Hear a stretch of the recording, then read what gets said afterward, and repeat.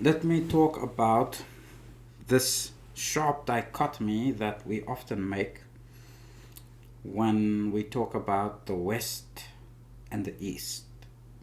Now, it would appear in the imagination of many people, especially Muslim people, that the devil is in the West and goodness is in the East. So you find Muslims endlessly complaining about the West, the West, the West, the West, as if it is Islam versus the West. But I'm here to tell you, though you might know this, that there isn't only an English speaking devil. There isn't only a devil in America or in the UK. The devil and his tribe operates everywhere. There's Arabic speaking devils too. The devil tries to corrupt and mislead everyone and will do it as best they can relative to the context that they can exploit wherever you may find yourself in the world. And one example of this is the marriage crisis we face in the world. Because I know that there's a lot of Western commentators that talk about the degeneracy of Western society, the degeneracy of Western women. Oh, they are all like this and they are all like that. It's not only the West. Okay, there's a marriage crisis in the world. Now, the marriage crisis in the West may look a bit different to the marriage crisis, let's say, in the East. But a marriage crisis is a marriage crisis. So I want to break it down. Now, the marriage crisis, of course, in the West has begun largely with the Industrial Revolution and the feminist movement, which led to a blurring of gender normative roles like breadwinner, homemaker, and also incapacitated people from being able to fulfill these roles and hence undermined traditional Western style marriage and expectations. So that's kind of very straightforward. Of course, one of the most important aspects of the feminist movement and women's empowerment is the power to sleep around. So the power to be promiscuous is actually the greatest power that a woman has in the imagination of the feminist. Now this, yes, is not the normative style of corruption in the East, in which generally modesty and chastity, especially on the part of women, is taken more seriously. And so you might think, okay, that now gives them points, right? That means, okay, the devil is not that busy in the East. But that's not true. There's another thing transpiring in the East, and that is that marriage is very, very expensive. Marriage is out of reach for most people. And that is the fact, because in a lot of Eastern cultures and systems, they have a dowry system. In Arabic, they call it the mahr. And the mahr is usually too high for the average young man to afford. So, therefore, a lot of men can't get married, and a lot of women hold out or women's families rather would demand the high bride price, hold out for the wealthier men, and the wealthier men obviously can't get to all the women, and so a lot of women don't get married. So I think it's something like, in the Middle East, for example, I think more than 70% of the marriageable population are single. So there's a problem everywhere. And then so the problem with there is going to be, in the next 10 to 20 years, in my predictions, a crisis, a replacement generation crisis across the world, not only like we're seeing now in the UK, and in a lot of Western countries, Scandinavian countries, and so on. We're seeing that already happening there. The rest of the world is following suit. The rest of the world is following suit, and this will become a global crisis. Because while in the West, women are having too much sex, sleeping around with everyone, in the East, they're having no sex. So there's, of course, the one works exactly the same as the other one. Both is equally evil, incidentally. Although people will think, okay, having too much sex, being hedonistic is evil. That's the obvious evil. Celibacy, on the other hand, is the other evil. Because in the natural design, the way that God has designed us, we are meant to procreate and have children and pair bond and etc. And if that's not happening on either spectrum, it is equally evil. And that's what you see in the world today. And of course, we're not stupid enough to believe that people are really all celibate, like in the Middle East, okay? Of course not. It doesn't mean that people are not able to get married, that they don't have relationships. They do. It's just not overt. But be that as it may, even if they have covert relationships, they're not within, it's not within their ability to procreate in that case. Okay, because you can't have children out of wedlock in a Muslim country. It's forbidden.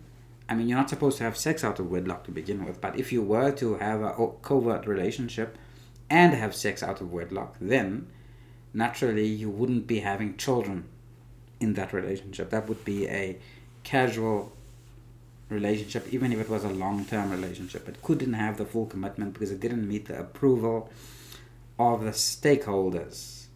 And so these two obviously cannot get married. So there is a crisis. Okay, that's the other crisis. Then there's another crisis that is going to impede the likelihood of a replacement generation, and that is delinquency, delinquent children, which is becoming increasingly common in the East due to the culture of marrying within the family consistently. So first cousins, generation after generation, getting married creates genetic anomalies and delinquency.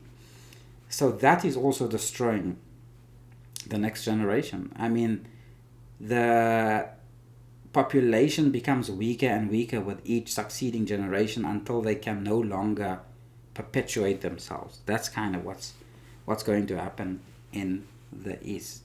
So this is the crisis we're facing, and it's going to lead to very bizarre solutions.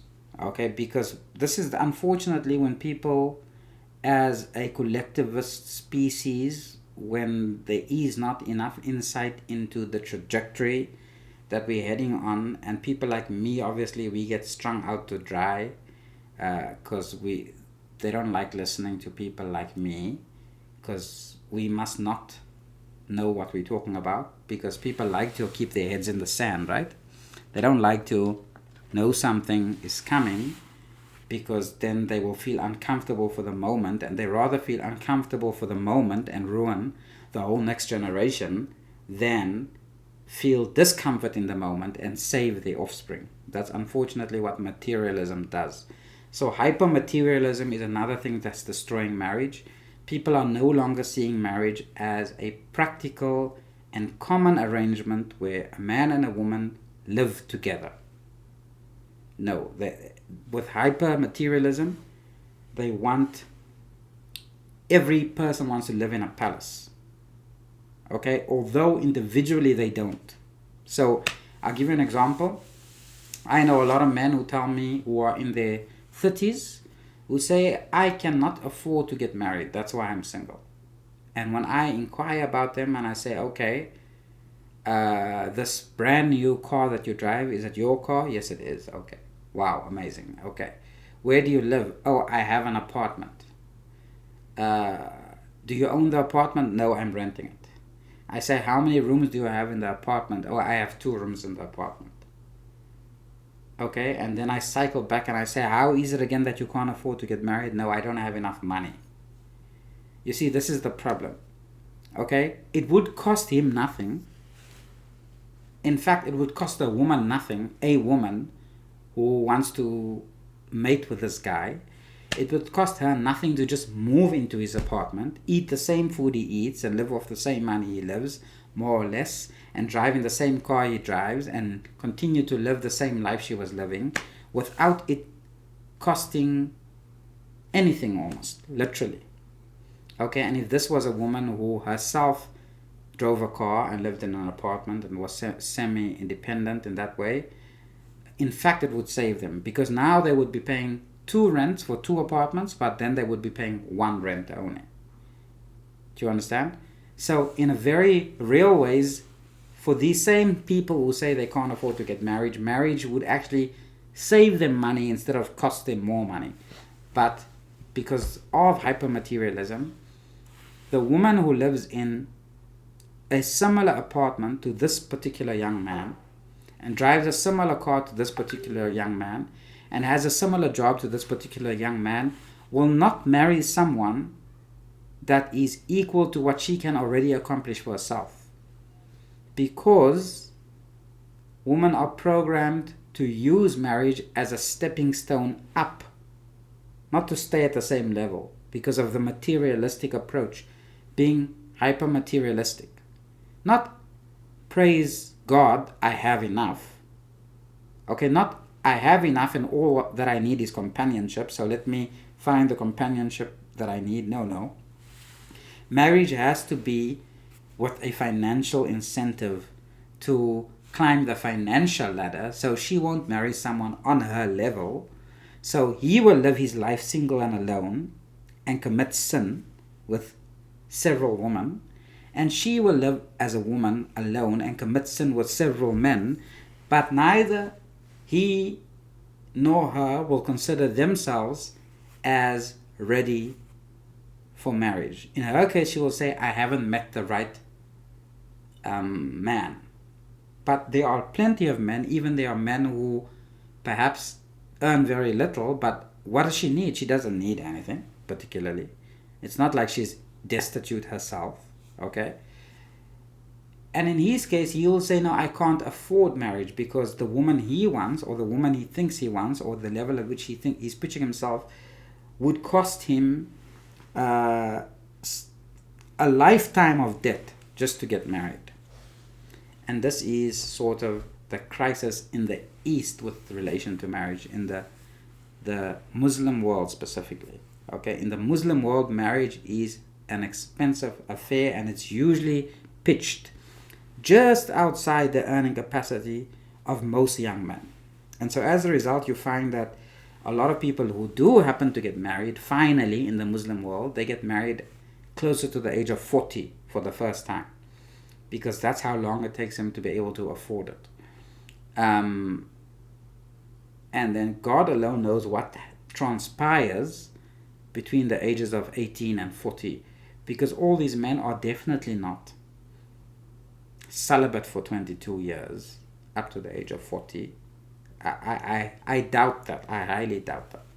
So this is the problem in the East, and we already know what the problem is in the West, and therefore the problem is essentially the same. The devil has disrupted marriage in all societies to create chaos and to ensure that there isn't a replacement generation, because the devil wants destruction and poverty, and God invites you to his mercy.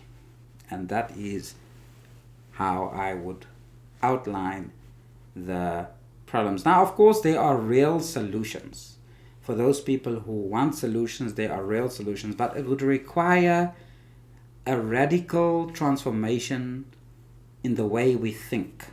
We as a species, both in the West and the East, it would require a radical transformation in the way we think. And that is not a conversation I think that we are ready to have, and so we will likely go through the motions of this destruction, find ourselves 20 years on the other side of it, and then the solutions they will come up with at that time is going to be nothing short of scary. Thank you very much.